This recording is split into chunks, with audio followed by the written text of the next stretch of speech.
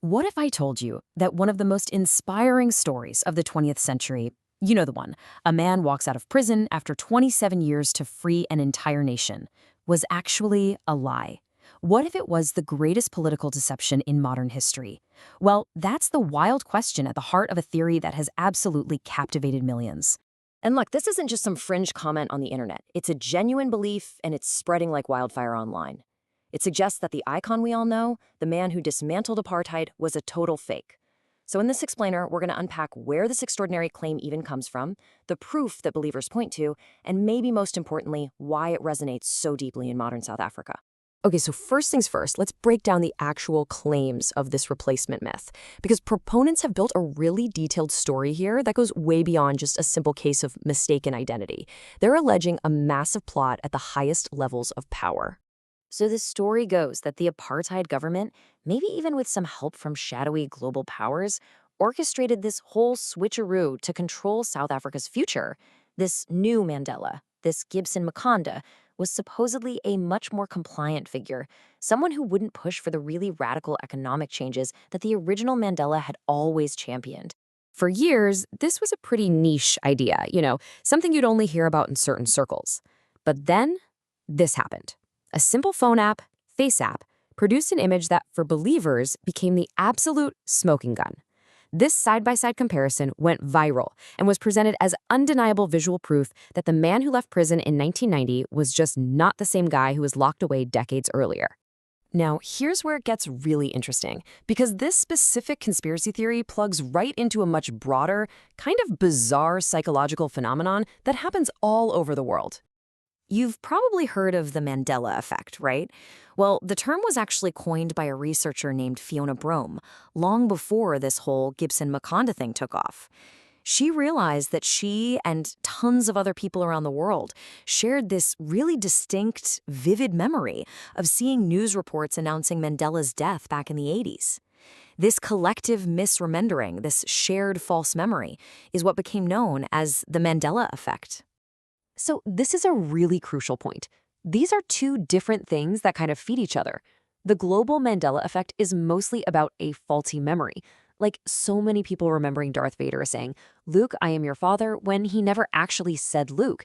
But in South Africa, this idea got transformed.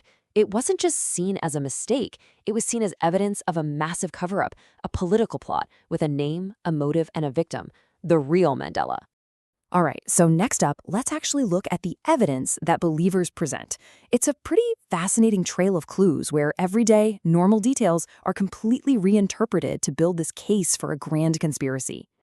Believe it or not, the entire theory really hinges on this one number, 67. And this right here perfectly illustrates the mindset. A public symbol of a life dedicated to service is suddenly seen as a secret coded message. Believers ask, why 67 minutes, specifically? Why that number? And for them, the answer is simple. And it's sinister. It's a secret tribute to the age at which the true hero died, hidden in plain sight for all to see but only for a few to understand. And each of these points is used to build the case.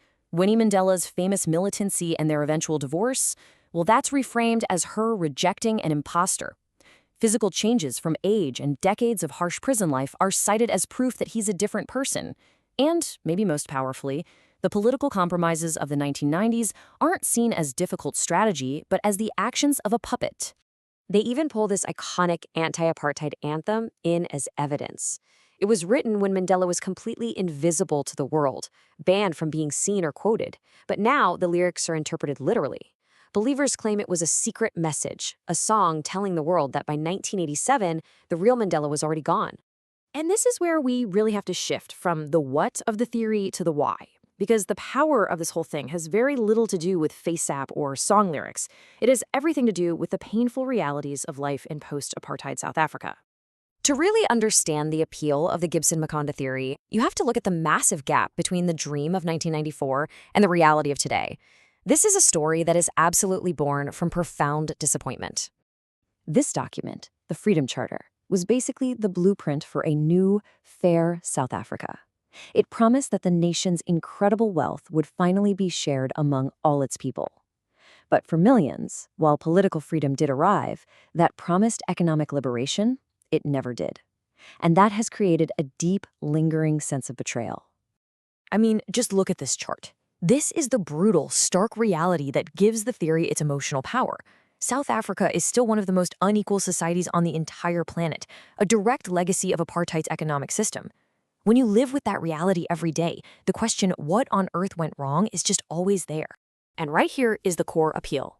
It is so much easier to believe that a hero was replaced by a villain than it is to confront a much more complex and painful truth: that liberation was compromised, that global economic forces were at play, and that the new government made incredibly difficult choices that left millions behind. The theory replaces that messy reality with a clean, simple, tragic narrative. So what's the real-world consequence when a narrative this powerful takes hold, especially when it's amplified by the unbelievable speed and reach of social media?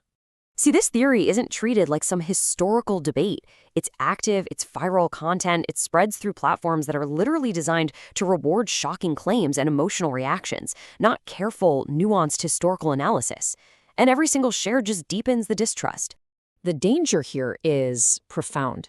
I mean, think about it. If the founding father of your democracy was an imposter, then the democracy itself is built on a lie.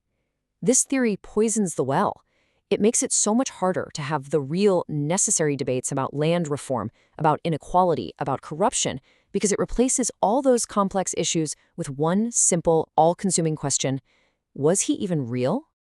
Ultimately, the Gibson-Makanta theory isn't really about Nelson Mandela or some supposed body double. It's a symptom of a nation's heartache. It's a story that people tell to try and explain the painful gap between the promised rainbow nation and the deeply unequal reality that so many South Africans are living in every single day. You could almost say it's a ghost story, born from the ghost of a dream.